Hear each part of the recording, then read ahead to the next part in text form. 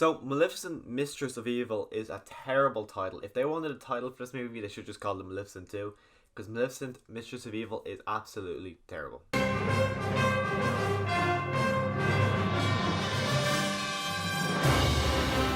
So when it came to this movie, I actually didn't really care about seeing this movie, but of course I went to see it.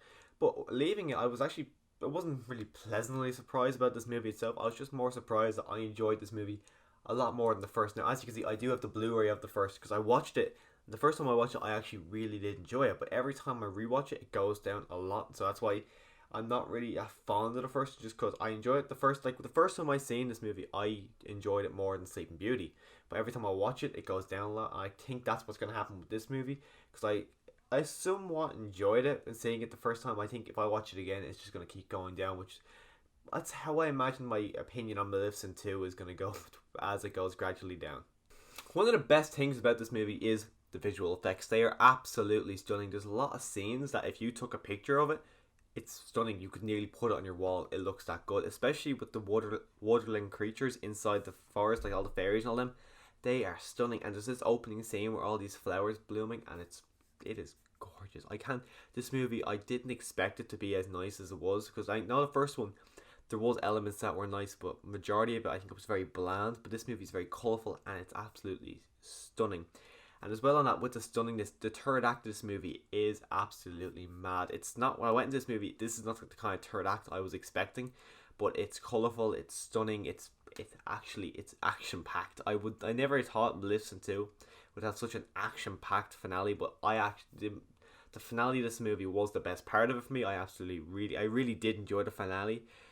There's a part where the finale it does go, but the middle act, the start to the middle of the third act was the best. In the final half, I didn't really care about it, and a lot of my screening actually left once you could tell, like, okay, I know this movie's going to end now, and I think about 4 or 5 people just left because I just kind of lost hope in this movie. When it came to the acting of this movie, Michelle Pfeiffer and Angelina Jolie were absolutely phenomenal. They're very good. They play off each other very well. You can actually see a hatred between them. But then when you throw, I think her name is Ellie Fanning, I don't know, but she plays Aurora. She cannot hold her own against these two, especially because they're such big, phenomenal actresses. Like, everyone knows them. When you put someone in like this, if you have any crack, like if you do anything wrong, it's going to be so noticeable. And I just thought she just couldn't hold herself against these two, which, like, it's not her fault. She's up against two legends here, but like, she should have, if it's kind of Disney, they shouldn't have really picked someone who couldn't really act as well as these if they're going to put them up against each other, because you wouldn't do that. You kind of get someone who's in the same game, like in Once Upon a Time in Hollywood. You get DiCaprio and Brad Pitt. If one of those was a little worse than the other, if you wouldn't be as good, you've got to have two people who are so well matched. And Maleficent and Aurora, Maleficent was just so up there, and then Aurora wasn't really anywhere near it. Like, there's a lot of dramatic scenes with Aurora and Michelle Pfeiffer's character, and just she couldn't really hold her own. Michelle Pfeiffer was just up there as well, like Maleficent was, and Aurora was just, she was down here a lot, so she couldn't really hold her own against these two. As well, Prince Philip, he was better than Aurora, but he just still wasn't on the same level as these two. And I know you can't really expect him to, but in a way you kind of can, because it's their job. You think they would put all, they could have put all they had into this role, but they just didn't get it on the same level as these, which kind of bothered me watching it, because they're kind of overacting, trying to get on the same level as them, but because they're trying and they're overacting, it just doesn't really come out as well as it should. This is a very different story. Like, I know Maleficent was kind of in a way a copy of Sleeping Beauty, but this is a very different story, and I enjoyed it a lot more because of that.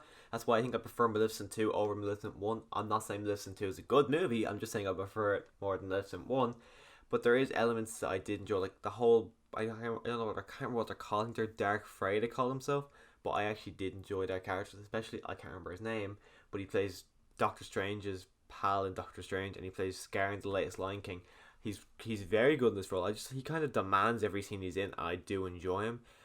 As well, there's parts of the movie that I'm not a massive fan of. Like, as I said, Aurora wasn't that good, but one of the main things was I thought the title was pretty stupid. Why are they calling it Mistress of Evil? Because she's not the bad guy. She is the good guy. In the first movie, she's an anti-hero. In this movie, she is just a straight-up hero. Why is it called Mistress of Evil? That name baffles me. They should just call them Maleficent 2, because like Disney's not afraid to just call them 1 and 2 and 3. They've done that. Why would they call it Mistress of Evil when she's not evil, like, whatsoever? Overall, when it came to Maleficent Mistress of Evil, the third act I actually really enjoyed. But the first two acts I thought were kind of slow and kind of boring as well. Like, if it wasn't for that third act, I think I wouldn't really recommend this movie. But as well, I'm not really recommending it to go see it in cinema. I think if you want to see this movie and you love the first, go see it in cinema. But if you don't, maybe just wait for it comes out on Netflix or Disney Plus, which is coming. But I can't really recommend this movie if you've only thought the first one was okay, or if you haven't even seen the first. Like, if you haven't seen either of those, I wouldn't really recommend this movie. But if you've seen the first one, you really enjoy it, of course, go see it. But before I go, click subscribe so you can see other reviews like this. I'm considering doing a Disney live action ranking, but I'm not really sure on that one yet. Stay tuned for my Zombieland 2 review, which will be here tomorrow, I think. And before I go, as always, thanks for watching.